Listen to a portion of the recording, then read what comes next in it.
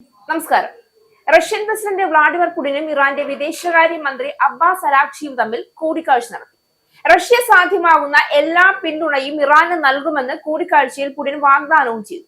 റഷ്യയിലെ സെന്റ് പീറ്റേഴ്സ്ബർഗിൽ വെച്ചായിരുന്നു ഈ കൂടിക്കാഴ്ച നടന്നത്. ദുഷ്കരമായ കാലഘട്ടത്തിലൂടെയാണ് ഇറാൻ ജനത കടന്നു പോകുന്നതെന്ന് പറഞ്ഞ പുടിൻ എത്രയും പെട്ടെന്ന് സമാധാനം പുലരുമെന്നും ഇറാൻ ഈ സാഹചര്യത്തെ അതിജീവിക്കുമെന്നും കൂട്ടിച്ചേർത്തു.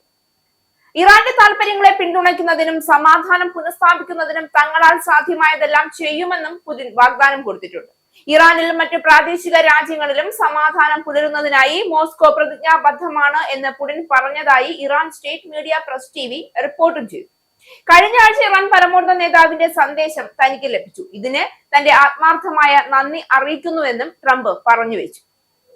ഇറാനെ പോലെ റഷ്യയും തന്ത്രപരമായ ബന്ധം തുടരാൻ ഉദ്ദേശിക്കുന്നുവെന്നും പുടിൻ പറഞ്ഞു. തിങ്കളാഴ്ച രാവിലെയോടെയാണ് ഇറാൻ വിദേശകാര്യ മന്ത്രി റഷ്യയിലെത്തിയത്. അന്താരാഷ്ട്ര പ്രശ്നങ്ങളിൽ ഇറാനും റഷ്യയും എപ്പോഴും കൂടിയാലോചന നടത്തുന്നുണ്ട് എന്ന് അരാഗ്ചിയും പറഞ്ഞു. സമീപകാലത്ത് ഈ ബന്ധത്തിൽ ഒരു വിടവുണ്ടായിരുന്നുവെങ്കിലും ഇപ്പോൾ നയതന്ത്രപരമായി അതൊക്കെ പരിഹരിക്കപ്പെടുന്നുണ്ട് എന്നും അരാഗ്ചി കൂട്ടിച്ചേർത്തു. പശ്ചിമേഷ്യയിൽ വിശാല കൂടിയാലോചനകൾ നടത്തുന്നതിന്റെ ഭാഗമായി പാകിസ്ഥാനിലേക്കും ഒമാനിലേക്കും സമീപകാലത്ത് ഇറാൻ വിദേശകാര്യമന്ത്രി സന്ദർശനം നടത്തിയിരുന്നു. ഇതിന് പിന്നാലെയാണ് ഇപ്പോൾ റഷ്യയിലും എത്തിയിരിക്കുന്നത്. സന്ദർശനത്തിൽ റഷ്യൻ വിദേശകാര്യമന്ത്രി സെർജി ലാവ്റോവുമായി അരാഗ്ചി കൂടിക്കാഴ്ച നടത്തിയേക്കുമെന്നാണ് വിവരം. Russian president Vladimir Putin Iran വിദേശകാര്യമന്ത്രി അബ്ബാസ് അരാഗ്ചിയുമായി നടത്തിയ കൂടിക്കാഴ്ചയും ഇറാനെ സഹായിക്കാൻ ഞങ്ങൾ എല്ലാം ചെയ്യുമെന്ന ഉറപ്പും വെസ്റ്റേഷ്യയിലെ രാഷ്ട്രീയ സൈനിക സാഹചര്യങ്ങളെ പുതിയ ദിശയിലേക്ക് നയിക്കുന്ന സൂചനകളായി മാറുകയാണ്. അമേരിക്കയും ഇസ്രയേലും ഉൾപ്പെടുന്ന ശക്തികളുമായി സംഘർഷം തുടരുന്ന സാഹചര്യത്തിൽ റഷ്യയുടെ ഈ തുറന്ന പിന്തുണ ലോകരാഷ്ട്രീയത്തിൽ പുതിയ ബ്ലോക്ക് രൂപപ്പെടുന്നതിന്റെ സൂചനയായാണ് വിലയിരുത്തപ്പെടുന്നത്. ഇതൊരു സാധാരണ നയതന്ത്ര പ്രസ്താവനയല്ല. റഷ്യയും ഇറാനും തമ്മിലുള്ള ബന്ധം ഇതിനകം തന്നെ സൈനികവും തന്ത്രപരവുമായ കൂട്ടുകെട്ടായി മാറിയിട്ടുണ്ട്. 2026 യുദ്ധത്തിനിടെ റഷ്യ ഇറാനെ സാറ്റലൈറ്റ് ഇന്റലിജൻസ് ഉൾപ്പെടെയുള്ള സഹായങ്ങൾ നൽകിയതായി റിപ്പോർട്ടുകൾ ഉണ്ടായിരുന്നു. ഇത് ഇറാന്റെ പ്രതിരോധ ശേഷി വർദ്ധിപ്പിക്കാൻ നിർണായകവുമായിരുന്നു. ഇപ്പോൾ പുടിൻ വീണ്ടും പൂർണ്ണ പിന്തുണ ഉറപ്പു നൽകുന്നത് ഈ കൂട്ടുകെട്ട് കൂടുതൽ ശക്തമാകുന്നതിന്റെ സൂചനയാണ്. റഷ്യ ഇറാനെ സൈനികമായി കൂടുതൽ പിന്തുണച്ചാൽ അതിന്റെ ആദ്യ പ്രത്യാഘാതം അമേരിക്ക ഇസ്രയേൽ ബ്ലോക്കിന്റെ പ്രതികരണമായിരിക്കും. ഇതിനകം തന്നെ ഹോർമോസ് കടലിടുക്ക്, ലെബനൻ അതിർത്തി, ഗൾഫ് മേഖല എന്നിവിടങ്ങളിൽ സംഘർഷാവസ്ഥ നിലനിൽക്കുന്നുണ്ട്. ഈ സാഹചര്യത്തിൽ റഷ്യ നേരിട്ട് ഇടപെട്ടാൽ പ്രാദേശിക യുദ്ധം ഒരു പ്രോക്സി വേൾഡ് വാർ എന്ന നിലയിലേക്ക് മാറാനുള്ള സാധ്യത ഉയരും.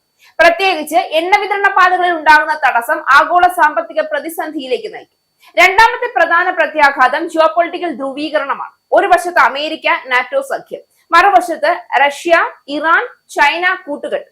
ഈ രൂപത്തിലേക്ക് ലോകം നീങ്ങാനുള്ള സാധ്യതയുണ്ട്. പുടിൻ ഇറാനെ തന്ത്രപ്രധാന പങ്കാളി എന്ന് വിശേഷിപ്പിച്ചതും ഈ ദിശയിൽ ഒരു വ്യക്തമായ സന്ദേശമാണ്.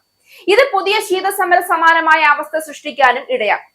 എന്നാൽ റഷ്യയുടെ നീക്കം പൂർണ്ണമായും യുദ്ധപരമല്ല. പുടിൻ ഒരേ സമയം പ്രാദേശിക സമാധാനം ഉറപ്പാക്കാൻ ഇടനിലക്കാരനാകാമെന്ന് പറഞ്ഞിട്ടുണ്ട്.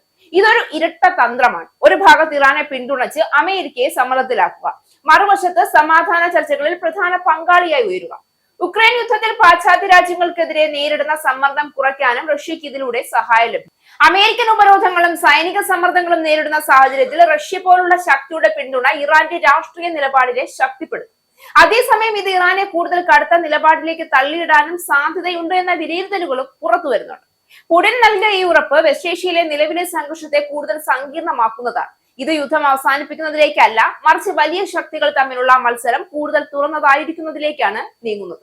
സമാധാന ശ്രമങ്ങൾ വിജയിക്കുമോ അല്ലെങ്കിൽ ഇതൊരു വലിയ അന്താരാഷ്ട്ര സംഘർഷത്തിലേക്ക് നീങ്ങുമോ എന്നത് അടുത്ത ദിവസങ്ങളിലെ നയതന്ത്ര നീക്കങ്ങളാണ് നിർണ്ണയിക്കാൻ പോകുന്നത്.